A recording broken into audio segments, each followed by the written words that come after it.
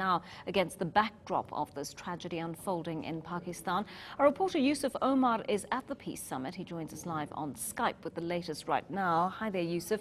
Many will be wondering, on the back of this violent loss of life in Peshawar, whether the resolutions made at gatherings of this nature ever translate on the ground.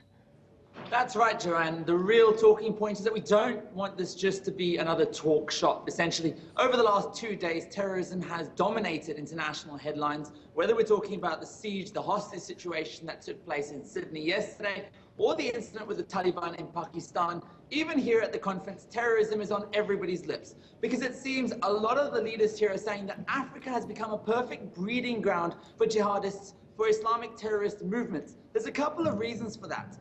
Porous borders are one, corrupt governments are two, and a drug trade that allows income for the terrorist organizations to facilitate their activities on the continent.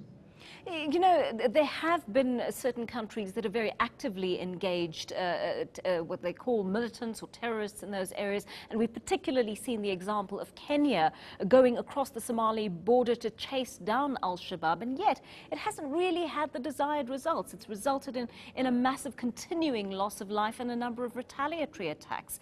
Do African countries feel that using the current means at their disposal, they are managing to combat terrorism?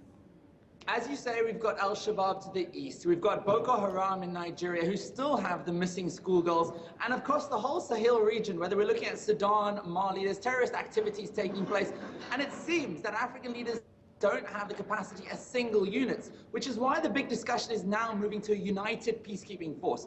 They've talked about it since 2002, an African standby force, which would essentially be a coalition of various African countries submitting troops so that they have a battalion that could deploy anywhere quickly, within 14 days, a united, decisive action. We've been hearing a lot of rhetoric from the US, who have been encouraging this sort of movement, whereas we've been hearing the Chinese at this very summit talking more about development. They say that if they can pick up the economic stability of the African regions, that in turn will take care of terrorism. You know, the issue of negotiation is every so often raised by analysts who say the door should still be open for that, as opposed to a military solution. Is anyone talking negotiation in this context at the Peace Summit? You know, I spoke to Yaki Silias about it yesterday from the Institute of Security Studies. He's one of the prominent speakers here. He said that's a very South African solution. We're all about trying to come up with amicable solutions, win-wins, having that dialogue. Of course, South Africa haven't really had a terrorist attack since pre-democracy. He said that doesn't necessarily work. You can't have South Africa, for example, come into Nigeria and try to talk to Boko Haram as an outsider.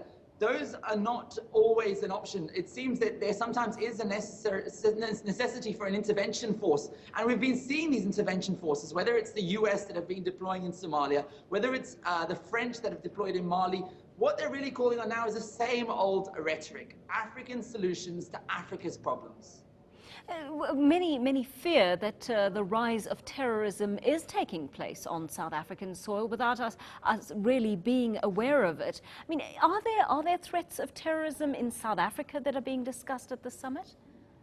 Again, the Institute of Security Studies did address it. They said that it's definitely something to be wary of. Having said that, they said that South Africa's political stance, being pro-Palestinian, actually mitigates them. It's gives them some sort of an immunity from attack from many Islamic terrorist forces who don't see South Africa as a threat as much.